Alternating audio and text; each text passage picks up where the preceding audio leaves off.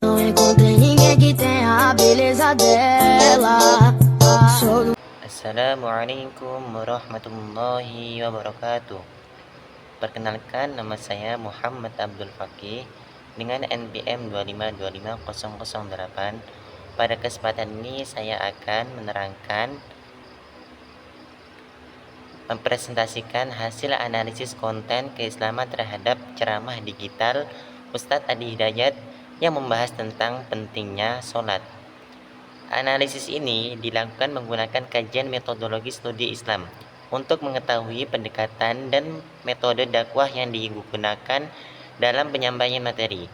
Ceramah ini dipilih karena memberikan pemahaman tentang sholat secara sistematis dengan landasan Al-Quran dan hadis, sehingga mudah dipahami oleh berbagai kalangan. Ceramah yang dianalisis membahas bahwa sholat merupakan rukun Islam yang kedua, sekaligus tiang agama yang wajib dilaksanakan oleh setiap muslim.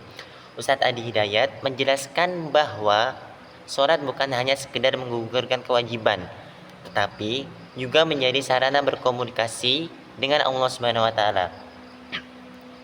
Yang pertama, membentuk akhlak, meningkatkan ketakwaan, dan mencegah perbuatan keji serta mungkar.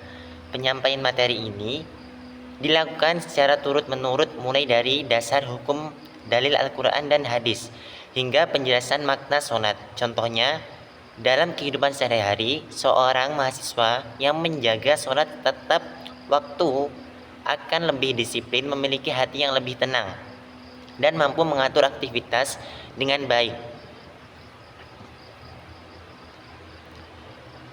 Berlandaskan hasil analisis, ceramah ini menggunakan pendekatan Islam normatif karena seluruh pembahasan berlandaskan Al-Quran dan hadis dan penjelasan para ulama. Ustadz Adi Hidayat tidak menyampaikan pendapat pribadi, melainkan menjelaskan hukum sholat berdasarkan dalil yang sahih sehingga jamaah memperoleh pemahaman yang sesuai dengan syariat Islam.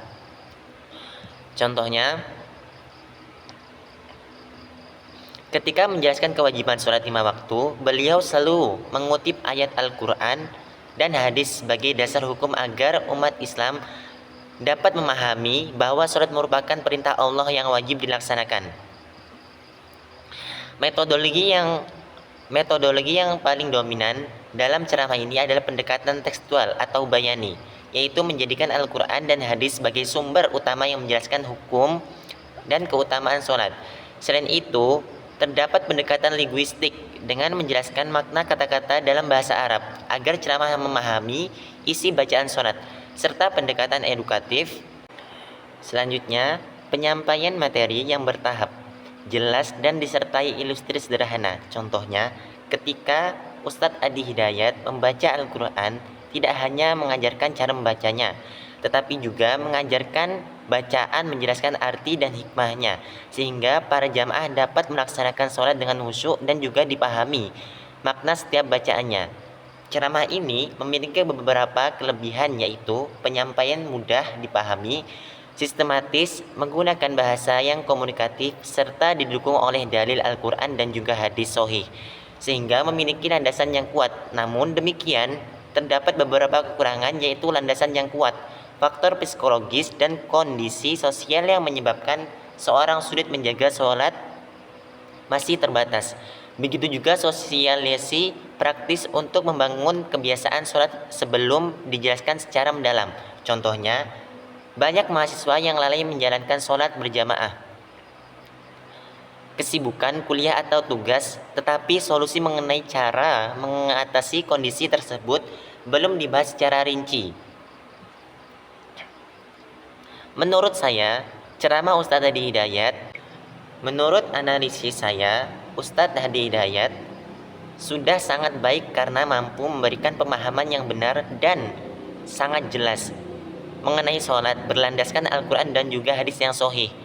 Agar dakwah semakin efektif, penyampaiannya dapat dipadukan dengan pendekatan sosiologis dan psikologis sehingga mampu memahami perbedaan kendala yang didalami masyarakat. Selain itu, perlu diberikan Solusi praktis seperti membiasakan sholat tepat waktu, memasang pengingat azan, memahami arti bacaan sholat, serta mengajak keluarga atau teman untuk melaksanakan sholat berjamaah, sehingga kebiasaan tersebut menjadikan sholat dapat terbentuk dalam kehidupan sehari-hari. Salah satu amalan yang sering dianggap biasa tapi sebenarnya luar biasa adalah sholat berjamaah. Kadang kita merasa sholat sendirian sudah cukup, namun disitulah sholat berjamaah mempunyai keistimewaan di sisi Allah Subhanahu wa taala. Rasulullah Shallallahu alaihi wasallam pernah bersabda, "Sholat al-jama'ati tafdulu sholat al-fadda bisab'i wa isrina darajah." Yang artinya, sholat berjamaah lebih utama dibandingkan sholat sendirian sampai 27 derajat. Hal ini menunjukkan bahwa Allah Subhanahu wa taala sangat menyayangi hamba-hambanya yang selalu menjaga kebersamaan dalam beribadah. Selain mendapatkan pahala yang besar, sholat berjamaah juga mengajarkan kita menghargai waktu, seperti belajar datang tepat waktu, menghargai imam, dan menjaga kekompakan. Dalam hal ini, Islam bukan hanya agama yang mementingkan diri sendiri, tetapi agama yang saling menguatkan satu sama lain. Kadang kita merasa malas untuk pergi ke masjid, namun disitulah letak keikhlasan dihitung. Setiap langkah kita menuju ke masjid dihitunglah pahala yang besar dan penghapus dosa. Selain itu, sholat berjamaah juga mampu memperkuat ukhuwah sama muslim, mempererat hubungan antara muslim, dan mampu mengenal satu sama lain.